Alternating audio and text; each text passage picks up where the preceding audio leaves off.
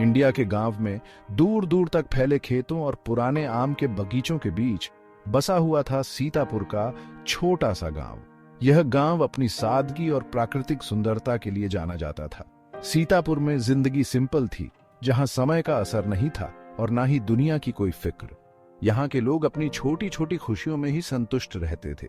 यहाँ के लोग पीढ़ियों से चली आ रही कहानियों और परंपराओं से बंधे हुए थे और अपनी रोज की जिंदगी में खुश रहते थे। हर शाम को लोग अपने घरों के बाहर बैठकर कहानियां सुनते और सुनाते थे। शाम के समय जब दिन की चिलचिलाती गर्मी हल्की हवा में बदल जाती थी, तब गांव में सबसे ज्यादा रौनक होती थी। बच्चे खेलते, महिलाएं चूल्हे पर खाना बनाती और पुरुष दिन भर की मेहनत के बाद आराम करते। इसी खूबसूरत जगह पर 5 दोस्त विक्रम, प्रिया, दीपक, रानी और विजय अपनी दोस्ती और सुकून ढूंढते थे। उनकी दोस्ती की कहानी भी इस गांव की तरह ही पुरानी और गहरी थी। गलियों में उनकी हंसी गूंजती रहती थी और हर रोज नया एडवेंचर होता था।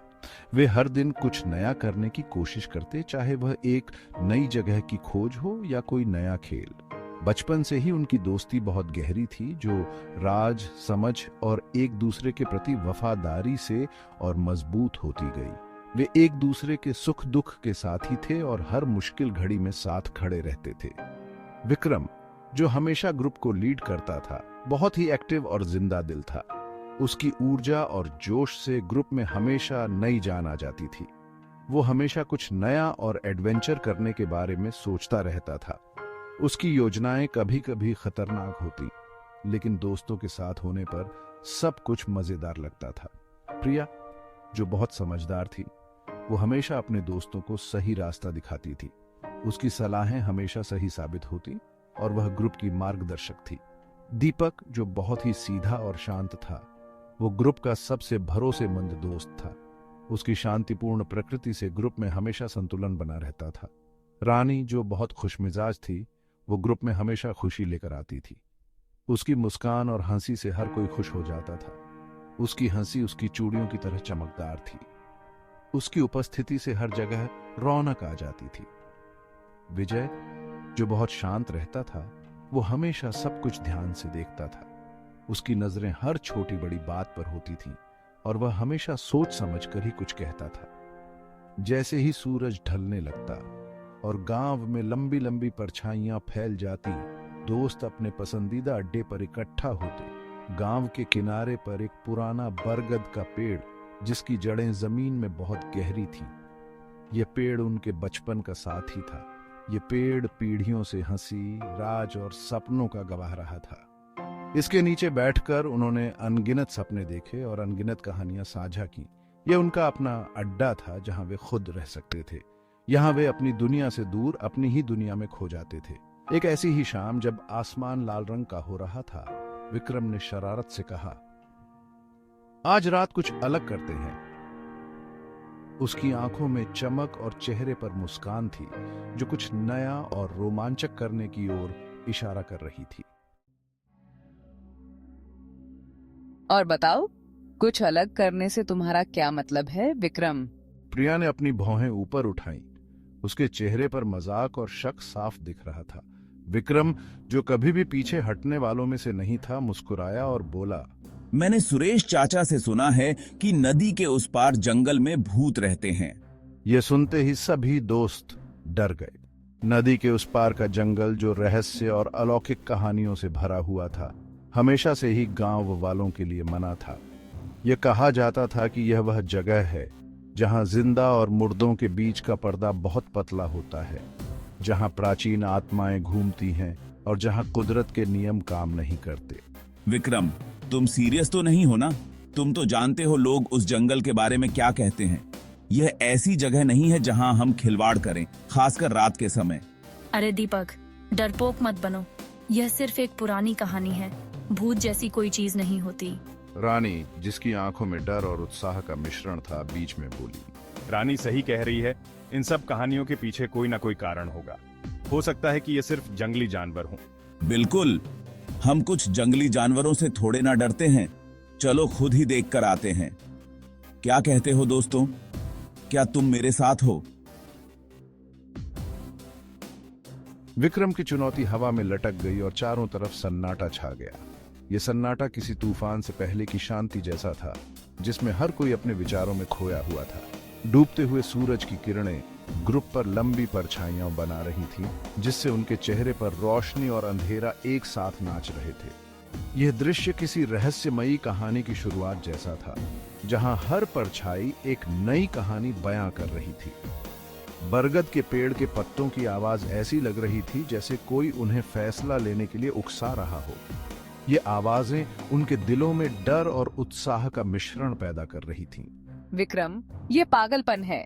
हम इस तरह का जोखिम नहीं उठा सकते। हम रात में जंगल में नहीं जा सकते।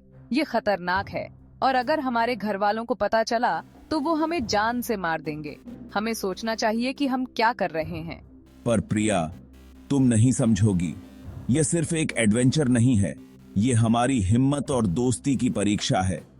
अगर हम पूरी रात भूतिया जंगल में बिताकर वापस आ गए तो सोचो कितनी बड़ाई होगी। हम स्कूल में हीरो बन जाएंगे। हम स्कूल में हीरो बना है। दीपक, जो अभी भी झिझक रहा था, उसने सोचते हुए अपना सिर खुजलाया। उसके मन में कई सवाल उठ रहे थे। मुझे नहीं पता विक्रम, अगर कुछ हो गया तो, अगर कहानियां सच निकली तो हम क्या करेंगे? अगर हम फंस गए तो, अगर हमें कोई मदद नहीं मिली तो? यह सब बहुत डरावना है। अरे दीपक, इतना मत सोचो। हमें एक दूसरे पर भरोसा करना चाहिए। अगर हम साथ रहेंगे तो हमें कुछ नहीं हो सकता। चलो चलते हैं। ये हमारी दोस्ती की असली परीक्षा है। रानी, जो अब अपने एडवेंचर को रोक नहीं पा रही थी, वह उछल पड़ी।